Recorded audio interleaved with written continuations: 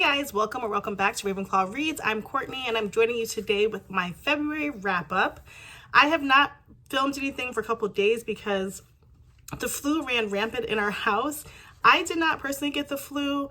I had some congestion and I lost my voice. So I made the executive decision to save you guys all of the torture of listening to my squeaky voice while I was out. So you're welcome. But I wanted to jump on and give you guys my wrap up for the month. Towards the end of the month, I finished a couple books that I did not get to sort of talk through. And I might do like a chatty vlog, just kind of talking through those books and other things that pop into my head. And then I'm going to be participating in March Mystery Madness.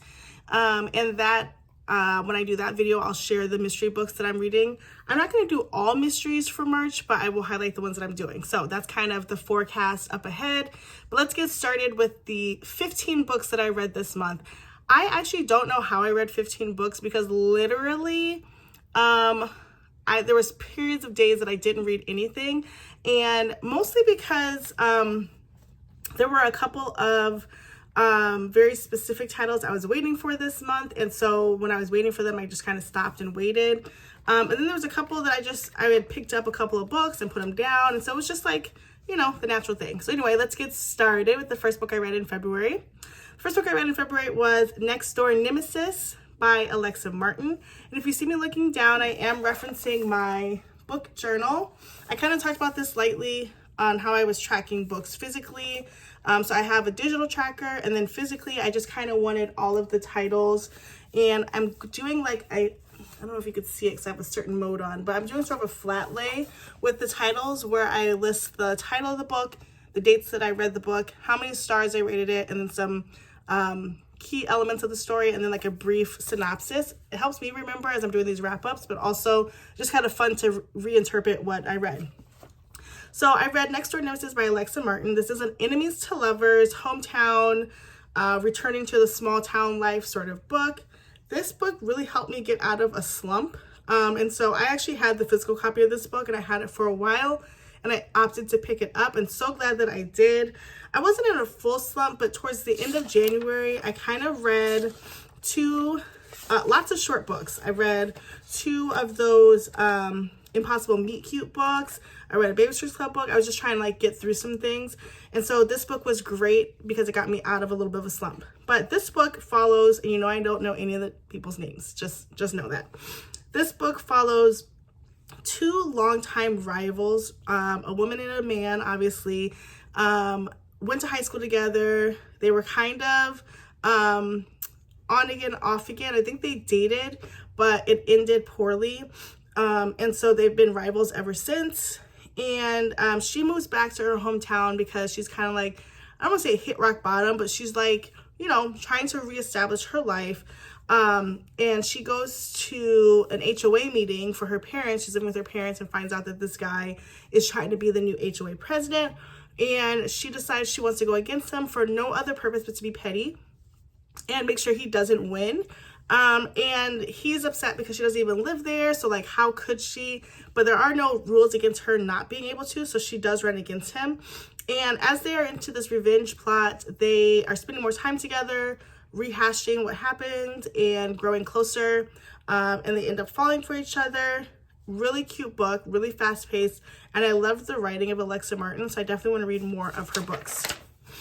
All right, next up I read What a Match by Mimi Grace. I was kind of obsessed with this series this month. Well, books 1 and then 2 I was excited for, but I'll get to that. I read this book over the course of a day. I gave it 3 stars. This is book 2 in the series. So book 1 I read in January. It was called Make a Scene, and I loved it. It was fake dating, it was spicy, it was a quick read. These books are like 280 or 240 pages. And the second book, I only gave it 3. It is spicy. It's part of a series. It involves Black love. Like I said, it's Forced Proximity, and it's in the same universe as Make a Scene. In this book, we have the gym owner for Make a Scene. His partner is forced to move in with the gym owner's sister, which is really like, it makes no sense. But the partner, he has to move out of his apartment, and the sister has a couch that he can crash on. I don't know why he didn't just crash on his friend's couch, but he goes to the sister's house, and of course they become closer as they're spending more time together and getting to know each other. I didn't like this story too much because it was just unrealistic to me. I don't know that you would necessarily have your business partner move in with your sister when you guys are friends and they aren't. It just seems like really, really forced. And so I didn't enjoy that part. But 3 stars for that. Then I read, finally, Iron Flame by Rebecca Yarros. I read this over 2 days, sort of. So I went back to it in February 4th, but I had already read about 180 pages last year. I just picked up where I left off. It didn't hurt me at all. This book, I gave it 3 stars. There's still lots of world building in it. There is a romantasy element, but it's very slow. Like literally, I had to get to like the 30% mark before anything even remotely made me want to continue. So like it's mind over matter. For this one, you really have to force yourself to push through and read this book. We are getting more from Xaden and Violet in this book. Again, lots of world building.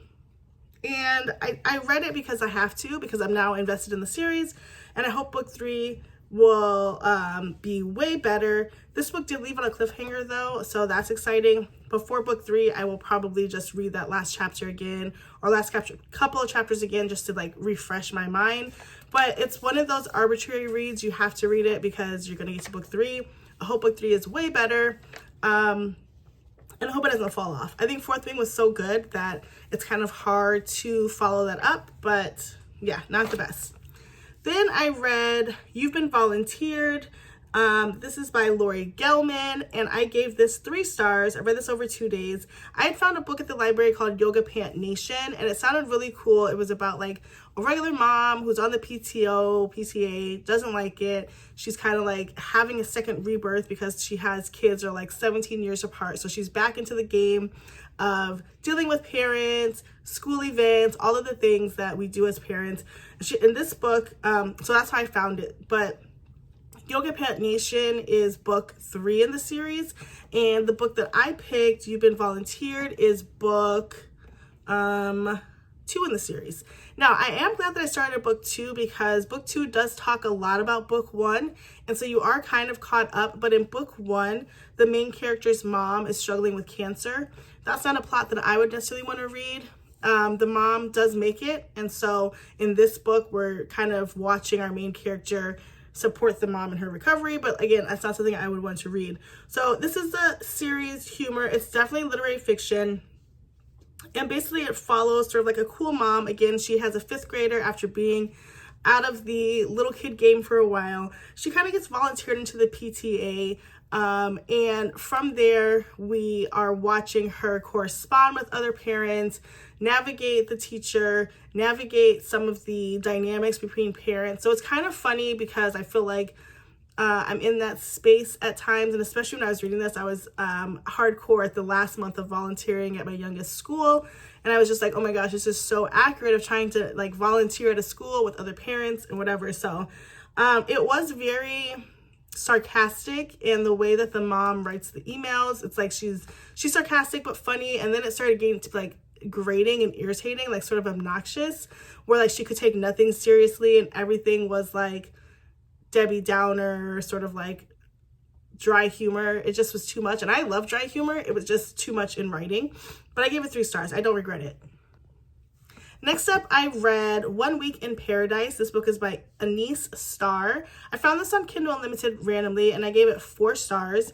This, some of the key pullouts is the influencer book, fake dating, forced proximity. So a canceled influencer has the opportunity to bounce back from a horrible Instagram incident for an all expenses paid couple trip to Jamaica, where she can sort of have her rebirth in the world of influencing. The only problem is she does not have anybody to go with. So her brother offers up his friend to go with her, and they fake date as a couple.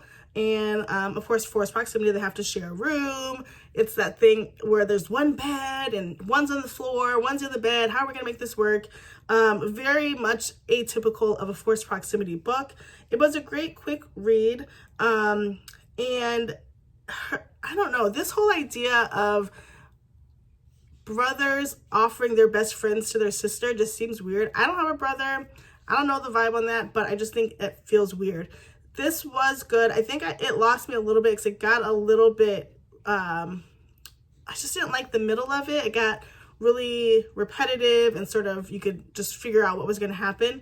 And again, that could just be my background in romance novels, but it was not my favorite at those parts. But I did give it 4 stars. Overall, it was great. And I liked the writing style. Next up, I read Love Redesigned by Lauren Asher. I want to note it's blank because I literally have 0 words for this book. I gave it 2 stars. I read this over 2 days. I'm not a huge Lauren Asher fan. However, I did read Fine Print and liked it. And so I had this book is on Kindle Unlimited. So I'm like, okay, I'm not going to spend money on it, but I'll read it at my due time. And I just did not love it. It's billionaire love again, which I just don't understand that trope. Longtime friends / rivals and enemies to lovers. So we have 2 people who've kind of grown up together, and they, the girl comes back to her hometown. The guy is like this big millionaire investment person for real estate, and they start collabing together because she has a background in interior design. She worked on an HGTV show, and she's just trying to like find things to build passion. I don't know what else I could say about this book because I literally skimmed so much at the end. I wasn't interested in the couple. I didn't think their chemistry was great. I don't love the billionaire story, so now I know for sure I don't like that arc. And there was just nothing about it that stood out to me, so I didn't even write anything down on that page. Next, I read The Catch by Amy Lee. I had been waiting for this book. I was so excited. It came out on February 13th, and I sure enough had it on Kindle at midnight on February 13th. It took me a day to read it. I finished it on Valentine's Day, and I gave it 4 stars. Again, this is a part of the Influencer series. This is book 3. I think this is the last book in the series, but it involves fake dating and forced proximity. Now, all of the other books were literally 5 stars for me, and this is kind of like a 3.5, 3.75, but I want to give it 4 stars because the series as a whole is really good. But in this story, a down-and-out influencer is again invited to a island to promote some product, and she gets there a week early, which is really random. And so they tell her there's a small town that she can go to, I believe it's in Canada, and she can stay at this Airbnb until it's time to do the influencer stuff in a week. So she goes to the small Airbnb. It looks pretty run down, under construction. We have a grumpy that's living there, or watching it with his sister, and he's not at all excited that she's come to stay there, but she does stay, and she's kind of trying to figure out what to do in the town. He takes her out fishing because I think that's what his thing is, and she almost falls off the boat in an attempt to save her. He falls off the boat, hits his head, has a concussion, and goes to the hospital. She's obviously very worried about him, so she says that she is his fiance so that she can get back into the hotel room or the hospital room with him, and it kind of goes from there. So she convinces the family that she is his fiance, and the sister knows it's not true, obviously, the sister of the grumpy guy, but they want to keep the lie going because the Airbnb is like a big point of contention with the family. Half want to sell it, half want to keep it. And so this is the first time that the whole family has come together and been like rallied and in positive spirits because this grumpy guy nobody ever thought was gonna get married is finally engaged. And so they try to play that out for a while. Of course, there's the 3rd act breakup, but ultimately they end up together. I thought it was good, but it was definitely not my favorite in the series. Next up, I read Ready or Not by Kara Bastone. Oh my goodness. I was so excited about this book. It came actually on Book of the Month, and I had ordered it, but it was so popular that it was delayed, and I totally forgot, and I actually bought it on Kindle as well. But I gave this book 5 stars. It was so good. This book features friends to lovers, unexpected pregnancy, romance, and unrequited love. So in this book, we're following our main character who gets pregnant after a one-night stand with a bartender. In her pursuit to kind of tell him what's going on. She finds out he's actually the owner of the bar, not a bartender, and he, just has a girlfriend. He was not with the girl when they hooked up, but they were on a break like Ross and Rachel, and now they're back together. So the main character has already sort of put into her mind what a family could be like with him, and so learning that he already has a girlfriend is just devastating to her. While she's navigating the pregnancy, which the book is broken into like first trimester, second trimester, third trimester with chapters within, which I really loved that. She gets lots of support from her friend and her friend's brother, who's also her friend. So as things are unfolding, the brother really steps up to help her and comfort her, and feelings start to grow, but she's not sure it's really real because she's been told that your feelings are next level when you are pregnant, and so she's not sure that this is actually real emotion or if it is just the pregnancy talking. And then this book is unique because I think in some of these unexpected pregnancies, we're looking for the dad or the villain to like turn this corner and be ready to be that stand-up guy. And in this book, the dad, the birth father, never is that guy. And I found that really interesting, and I loved the way that was written. But it ends up really good. I hope I didn't spoil it, but it is really good. It's totally worth the read. And I like Carrie Bastone. I've listened to a couple of her audiobooks. They used to be on Audible Unlimited, but I don't have Audible anymore. And she's just a great writer, so highly recommend that. Next, I read Hypnotized by Love by Sarah Wilson. This was a 2-star read for me. I really disliked it. This book follows a main character. She does hypnosis, and she's a credible hypnotist, but somebody came in who kind of bashed her practice and her as a person after he wanted to date with her, and she said no. So she's trying to like recover her name and reputation, and so she has a guy that comes in who's the son of one of her favorite clients. He says he wants to be hypnotized because he's going to write an article too, just to see like, can he be hypnotized and is she legit? So she does agree to it because he is paying and he's blocked off so much time on her schedule. So she starts to hypnotize him, and in the middle of waking him from his hypnosis, a fire alarm goes off, which jolts him out, and so she does not get to end the session. So from there, she was hypnotizing him to be more open and to say yes and to take more risks. And so she's never closed that pathway for him. And so she's pursues trying to rescue him throughout the rest of the book. So anytime he's about to make a bad decision, she's right there trying to like make it better. And I just did not enjoy that plot. It just seems really dumb. The main guy was douchey, but also like dumb. He just, I don't know. The whole book was a no for me. I believe I bought it on Kindle, so that's depressing. But I do not recommend this book. It's not worth it. Next, I read Technically Yours by Denise Williams. I gave this book 5 stars. I had my eye on this book for so long, and I finally picked it up at Barnes, and it was a great book. Like after Hypnotized by Love, I was like, I need something speedy and great, and it was so good.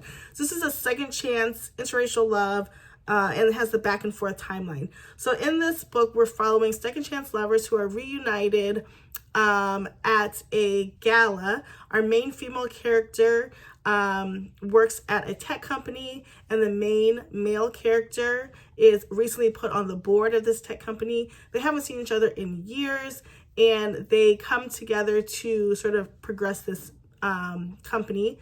As this is going on in the present day, we get a look back from 8 years into the present on how their relationship formed, where it started, and how she got into the tech field. She is a woman of color who was facing lots of scrutiny because she started off as his assistant, and people were dismissive to her, and he was always trying to pump her up and make her as valuable as she is, and she really appreciated that. They started to grow an attraction to each other, and she opted not to date him because he was her boss. And now as they're in the present, they are rekindling some feelings, and it is just chef's kiss. So good. The writing style was great. The spicy scenes were top tier and not too much. Like, I'm not opposed to spicy scenes. I don't like spicy for just no reason, but it was just the right amount. He is the perfect book boyfriend. He's Cord, she's Pearl. You know, if I remember the names, it's top tier. It was amazing. I highly recommend this book. Then after that, next up, I read Christy and the Secret of Suzanne. If you are new here, I am rereading the Babysitters Club from the beginning. This is one of my childhood favorite books, and I have cherry-picked books throughout the course of my reading, and I decided I just want to start from the beginning again. So this is book number 32, and this book follows Christy, who is asked to babysit a girl in town that has autism. This book was written in the early 90s, and so it was interesting to get a look at how autism is described then versus what we know now. Christy, of course, tries to do too much and tries to encourage her parents to get Susan to a traditional public school versus going to a private school for kids with special needs. The other great thing about this book is that it had a bomb B plot. So the B plot, we have a new family that's moved to Stony Brook. They're from Australia. Kids are picking on them because of their accents and they're different, which, like, low-key, Stony Brook is real toxic. Like, they picked on Jesse. They picked on these kids. It's, like, toxic. Anyway, so Mallory befriends the family and starts to fall for the oldest kid, and I think Mallory has a boyfriend, so that's exciting. Next up, I read Girl Abroad by Elle Kennedy. I ended up giving this 2 stars. It took me 4 days to finish this, which is a real big sign that it was whack. Forced proximity, love triangle or square, I don't know. The main girl moves to London for like a college abroad sort of thing. She's on a forum for roommates before she moves and thinks she's moving in with 3 girls, but it happens to be 3 guys, and 2 of them she really has a crush on. Plus she has a crush on a band player or a bass player from a band that they're watching one night. And so we just go through the whole book with her trying to figure out who she likes and who she doesn't, and I just didn't like it. I think, and I've said this before, like, I think I've moved past Elle Kennedy as a writer. I think she has a general set way that she writes, and it's just not for me anymore, and that's okay. Girl Abroad was on Kindle Unlimited, though, so I did not have to pay for it, and that's always a bonus. The book is nice, though, in person. It's a nice floppy paperback. It's kind of chunky. I also thought the book was kind of long. It's like 468 pages. We never need that much. Unless you're Lucy Score, cut that in half for your romance. All right, next, I read Hot for Teacher. This book I saw on another channel. It's on Kindle Unlimited. It's by Monique Fisher. I ended up giving this 4 stars. So this book follows our main female character who in the summertime is just trying to have some fun, has a one-night stand with a male lead, and they have a great time. As the school year starts, because she has a 3rd grader, she finds out that this one-night stand is her son's teacher. And so they are still attracted to each other. They know they want more than a one-night stand, but obviously there's certain barriers in the way. This book was so good. The spice scenes were, in fact, top tier. And I did like Nathan as a book boyfriend. Next, I read Claudia and the Great Search. This is book number 33 in the Babysitters Club. I actually had just read this book in 2022, so it's kind of familiar. I gave it 4 stars last time and still gave it 4 stars. This book is a little bit troublesome to me because we are, it's Claudia's point of view, and she is helping Emily, the new Vietnamese adopted sister of Christy, while she babysits her because Emily is not hitting her benchmarks. Now, again, why are we depending on 13-year-olds to solve the world's problems? I don't know. But Claudia feels compelled to help because obviously we know she's always compared to her sister, Janine, the genius. Janine just happens to win an award in this book, and her jealousy, Claudia's jealousy for Janine is kicked off. And so she sees, like, I guess a part of herself in Emily of not meeting the standards that other people have. And so she reaches out. I thought it was a little too on the nose with Claudia being Asian American and Emily being Vietnamese in America. And now Claudia is the only person who can get through to Emily. It just seemed a little microaggressive. But I still give it 4 stars. It's an overall good story. And for these books, like, I understand the time period that they're written in. We thought differently. We wrote differently. I don't hold that against Anne and Martin or the book. It's just things to think about now in retrospect. And then the last book I read this month, which I wasn't going to read anything, like I said, I'm just going to pick this up so I'm in a good groove, is First Lie Wins by Ashley Elston. This is a thriller / mystery / timeline type of book, and I ended up giving this 3 stars. It started off really, really strong for me. This book follows a sort of, what would I call her? Not like a spy, but like an identity infiltrator. She's given certain tasks to infiltrate and get information from certain people. And she has to walk in and just be somebody different. And we're following her in a particular city where she is getting kind of caught up in like what her boss wants her to do, plus the situation that she's in. And then as we're watching that happen in present time, we're going back to where she started. How does she get involved with this sort of mob life? I don't want to say mob life. It's not like a mob. It's like a gang or like a identity gang. I don't know. We go back and forth, like how she got involved with it, some of her successes, why is she on the outs with her boss now, like all of these things.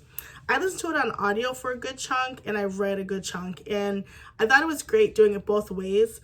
Again, I think it started off really hot, but then it started getting like almost too many twists and turns, where it's not that it was hard to follow, it was just like, okay, let's get to the end here, what's going on? So that's why I gave it 3 stars. Okay, that was a lot. I am so proud of myself for what I read in February. I think overall it was a great month and great books. Comment down below if you've read any of these books and what you thought about them. Like I said, I'll have another video out, and I'm going to talk about March Mystery Madness. I'm actually reading a mystery right now, so excited about that. Hoping to get a couple books done this weekend and kick off a weekly vlog again. And yeah, that's the plan. So again, thank you so much for watching. Please like, comment, and subscribe. Remember, subscribing is free. If you are interested in being a member of my channel, there's certain perks. You can go ahead and do that. And if you're just here browsing, you just are a new viewer, go check out some of my other content to see if you like it, because I'd love to have you in the community. Anyway, that's it for now. Thanks so much for watching, and we'll see you next time. Bye, guys.